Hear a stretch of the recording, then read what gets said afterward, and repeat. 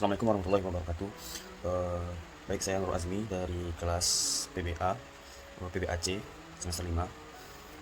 Saya akan menjelaskan tentang materi yang dijelaskan oleh Ustaz. Yang pertama, pengertian manhaj al-Bas fi ta'lim al-lughah al-arabiyyah.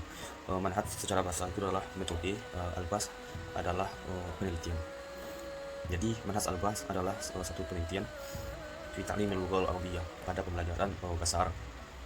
Metode adalah jalan yang ditempuh untuk mencapai suatu tujuan, dan sedangkan penelitian adalah usaha yang dilakukan untuk menyelesaikan suatu permasalahan dengan cara sistematis dan bisa dipertanggungjawabkan.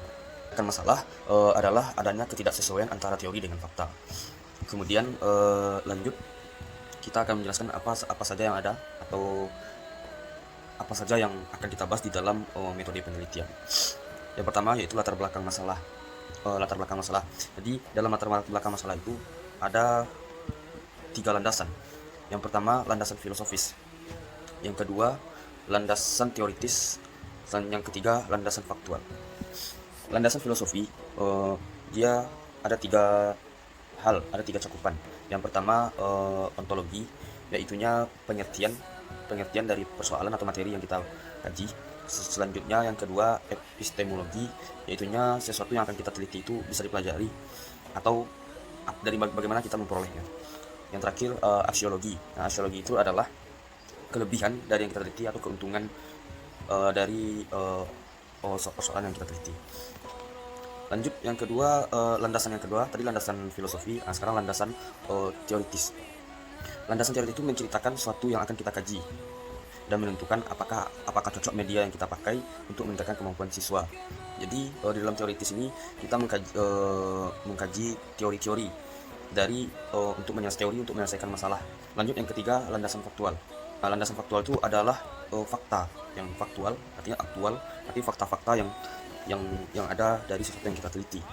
Artinya fakta yang kita teliti itu memiliki data-data yang valid. Maka untuk mendapatkan data-data tersebut bisa menempuh atau kita lalui dengan 4 cara. Yang pertama dengan observasi atau pengamatan, disebut juga dengan pengamatan.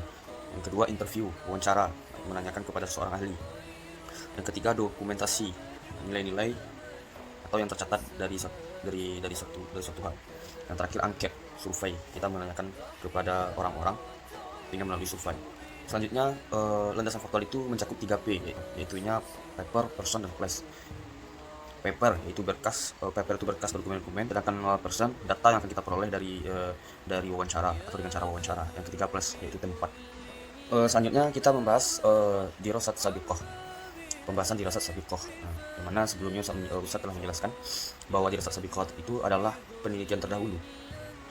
Penelitian terdahulu ini sama dengan penelitian kita atau sesuai dengan apa yang kita teliti, tapi dia tidak serupa. Dia tidak serupa. Ada beberapa hal yang kita cantumkan dalam membuat penelitian terdahulu atau dirasat sabiqah. Yang pertama, latar belakang masalah, rumusan masalah, tujuan peneliti, definisi istilah.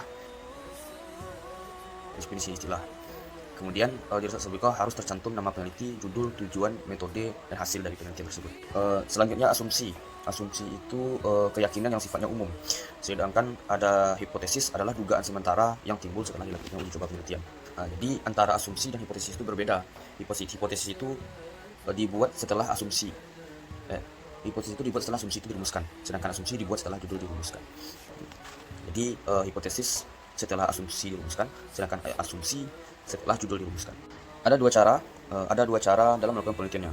Pertama dengan eksperimen, uji coba. Yang kedua, PTK, penelitian tindakan kelas yang bertujuan untuk meningkatkan. Mungkin sekian dari saya. Assalamualaikum warahmatullahi wabarakatuh.